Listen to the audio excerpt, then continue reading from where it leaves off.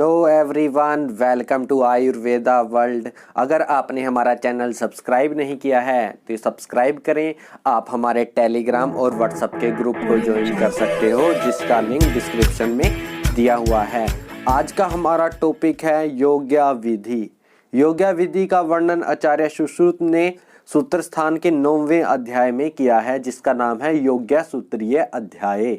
सबसे पहले तो आपको पता होना चाहिए योग्या मतलब क्या होता है। योग्या विधि, इसका मतलब है कि जब हम अष्टविध शस्त्र क्रम जैसे और भी क्रम होते हैं, अग्नि क्रम, शार क्रम, कर्ण संधान विधि, ये कर्म होते हैं शल्य तंत्र में, उन कर्मों को मनुष्य पे करने से पहले हमें किसी अन्य वस्तुएं यानी किसी फल, सब्जी जो मनुष्य शरीर के समान आकृति वाले होते हैं उनके ऊपर करना चाहिए, यानी अभ्यास करना चाहिए, जिसे हम कहते हैं ना प्रैक्टिकल ट्रेनिंग। वैसे ही उसे हम कहते हैं आयुर्वेद में योग्या विधि। इसकी डेफिनेशन क्या है? अष्टविध शस्त्र कर्म आदि मानव शरीर पर प्रयुक्त करने से पहले मानव शरीर सदृश अन्य वस्तुओं पर इन कर्मों का अभ्यास किया जाता है, इसी को योग्या कहते हैं।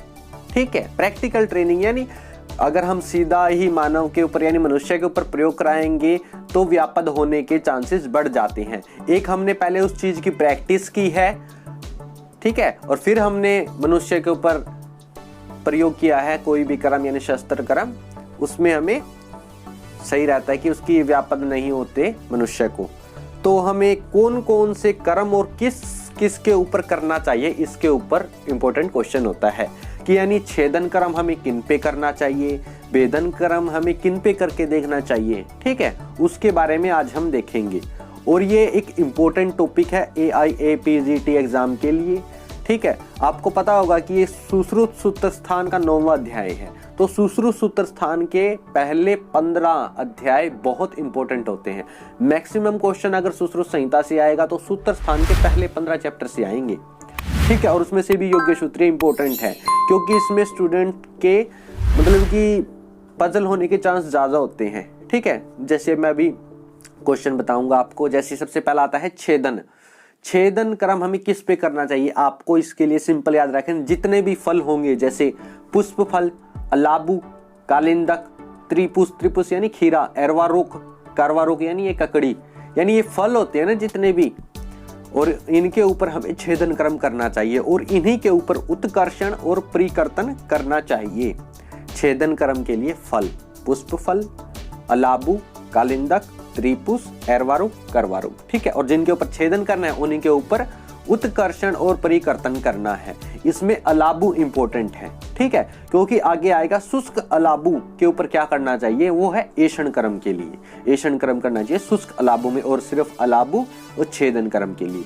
भेदन यानी छेदन यानी आपको पता है एक्सीजन यानी एक्साइड आउट यानी काट के बाहर निकाल लेते हैं, और भेदन मतलब इंसीजन सिर्फ कट लगाते हैं, वो करते हैं धृति, बस्ती, परिसेवक। जल मिश्रित कीचड़ यानी इसमें बस्ती है, धृति, इनमें कीचड़ डाल के बिल्कुल ऐसा ब्लैडर टाइप नहीं, गुब्बारे की तरह उनके ऊपर हल्का सा भेदन यानी इंसिजन लगाना है। तो इनके ऊपर हमें भेदन की प्रक्रिया का अभ्यास करना चाहिए। लेखन के लिए एक सिंपल है रोम युक्त चर्म पर। यह भी कंफ्यूजिंग है क्योंकि आगे आएगा चर्म अंत और मृदु चर्म अलग अलग हैं ये। जैसे रोम युक्त चर्म लेखन, मृदु चर्म कर्ण संधि बंध, ठीक है, और चर्मा अंत में क्या करना चाहिए, सीवन कर्म, ऐसे आता है। तो लेखन के लिए रोम युक्त चर्म। अब आता है वेदन। वेदन यानी पंचरिंग करने के लिए मृत पशु सिरा और कमलनाल पर अभ्यास करना चाहिए वेदन का। ऐषण, ऐषण यानी प्रोबिंग। प्रोबिंग मतलब कि ये गुण उपहत कास्ट, इसका मतलब कि ये कि जिसमें जिस कास्ट में गुण लग गया हो, यानी बीच में से खाली होगी हो।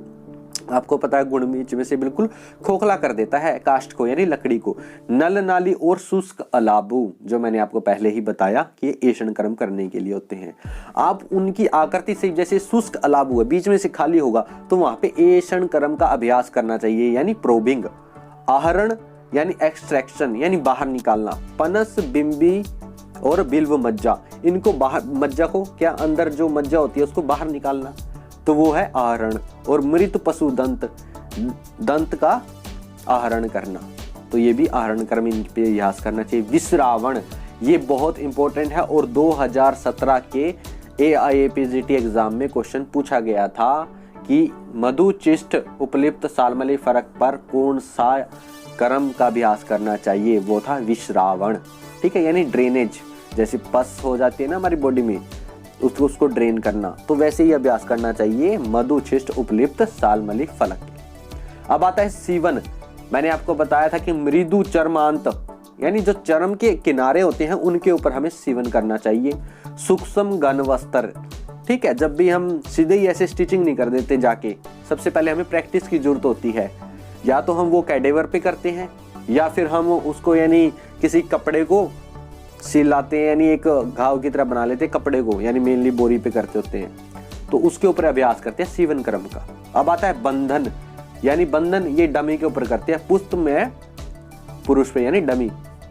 अग्निक्रम और शारक्रम का अभ्यास किस पे करते हैं, मांसखंड। ठीक है, ये भी आता है कि मांसखंड और मांसपेशी आएगी कर्ण संधि बंध में, और मृदु चरम भी कर्ण संधि बंध में, उत्पल नाल पर भी कर्ण संधि बंध। ठीक है, अब आता है नेत्र प्रणिधान बस्ती। जल पूर्ण घट के पार्श्व छिद्र में अलाबो मुख पर वर्ण बस्ती का पीड़न, यानी इसके ऊपर ये करना चाहिए नेत्र प्रणिधान बस्ती। ठीक है, बस्ती किसके ऊपर अभ्यास करनी चाहिए, जल पूर्ण घट। तो आज हमने क्या देखा, योग्य विधि यानी अष्टविध शस्त्र कर्म मानव शरीर पर प्रयुक्त करने से पहले मानव शरीर सदृश अन्य वस्तुओं पर इन कर्मों का अभ्यास किया जाता है, उसे हम कहते हैं योग्य। छेदन के लिए फल बताया मैंने, भेदन के लिए मैंने बताया कि बिल्कुल ऐसे बैलून टाइप यानी धृति, बस्ती, प्रसेवक। ठीक है, और लेखन के लिए रोम युक्त चर्म, और वेदन के लिए मृत पशु सिरा। ठीक है, यानी पंचरिंग करने के लिए और कमल नाल के ऊपर। ऐषण के लिए गुणोपवत काष्ठ, वेणु, नल नाली, शुष्क अलाबो इंपॉर्टेंट है इसमें।